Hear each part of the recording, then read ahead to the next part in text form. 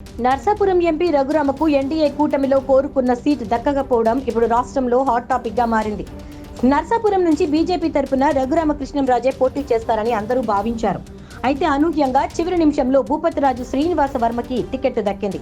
వాస్తవానికి సీఎం జగన్ లక్ష్యంగా రఘురామకృష్ణంరాజు 4 ఏళ్ల కాలంగా పోరాటం చేస్తున్నారు. ప్రతిపక్ష పార్టీలు కూడా మద్దతుగా నిలిచాయి. నర్సాపురం నుంచి కూటమి అభ్యర్థిగా పోటీలో ఉంటారని తాడేపల్లిగూడెం సభలో కూడా ప్రకటించారు. ముందస్తు ఒప్పందంలో భాగంగానే నర్సాపురం స్థానం బీజేపీకి కేటాయించారని, తనకే సీటు దక్కుతుందని రఘురామ సైతం భావించారు. కానీ అనూహ్యంగా రఘురామకు బీజేపీ సీటు తిరస్కరించింది. దీని వెనుక జగన్ కారణమని రఘురామ ఆరోపించారు. దీనికోసం బీజేపీ నేతలు చెప్తున్న కారణాలతో రఘురామ పూర్తిగా విభేదిస్తున్నారు.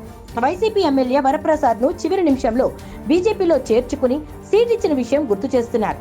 తాను పార్టీలో చేరకపోవడం కారణం కాదనేది రఘురామ వాదన. సీనియారిటీ ప్రకారమే బీజేపీలో సీట్ ఇస్తే పురంధరేశ్వరి కంటే సీనియర్ అయిన సోము వీర్రాజుకి ఎంపీ సీట్ ఎందుకు ఇవ్వలేదని కూడా ప్రశ్నించారు.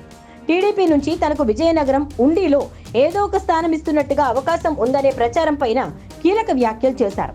తనకు నర్సాపురం స్థానం ఇప్పించాల్సిన బాధ్యత చంద్రబాబుదేనని స్పష్టం చేశారు.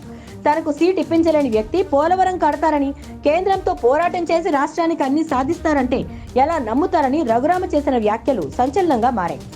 బీజేపీ నిర్ణయం మార్చుకునే అవకాశం ఉందని ఆశాభావం వ్యక్తం చేశారు. అయితే రఘురామకు సీట్ విషయంలో బీజేపీలో పునరాలోచనలో ఉండే అవకాశాలు తక్కువేనని చెప్తున్నారు. రఘురామకు సీటు దక్కకపోవడానికి కారణాలు వేరే ఉన్నాయనే టాక్ వినిపిస్తోంది. ఆయన మా పార్టీ కాదు అనేది వాస్తవం కాదు. రఘురామనే చెప్పినట్టు వరప్రసాద్ కి పార్టీలో చేరిన రోజే టికెట్ దక్కింది.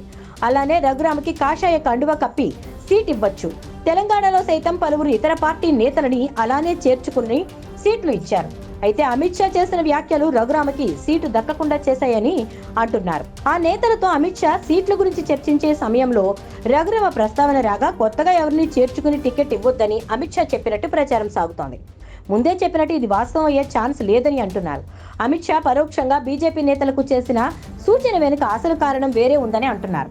జగన్ కి కోపం తెప్పించే పని, జగన్ కి నచ్చని పని చేయటం ఇష్టం లేకే అమిత్ షా రఘురామకి సీట్ ఇవ్వొద్దని అన్నారనే ప్రచారం సాగుతోంది. జగన్ కి ఇబ్బంది కలగకుండా నర్సాపురం సీట్ విషయంలో నిర్ణయం తీసుకున్నారని అంటున్నారు. జగన్ పట్ల బీజేపీకి పాజిటివ్ కార్నర్ రఘురామ్ పట్ల ప్రమాద సంకేతంగా మారింది అంటున్నారు. అయితే జగన్ పట్ల అంత ఇష్టం ఉంటే బీజేపీ టీడీపీతో పొత్తు ఎందుకు పెట్టుకుంది అనేవారు లేకపోలేదు. అంతేకాక టీడీపీకి ఎన్నికల్లో ఏ మేరకు సహకరిస్తుంది అనే చర్చలు సాగుతున్నాయి.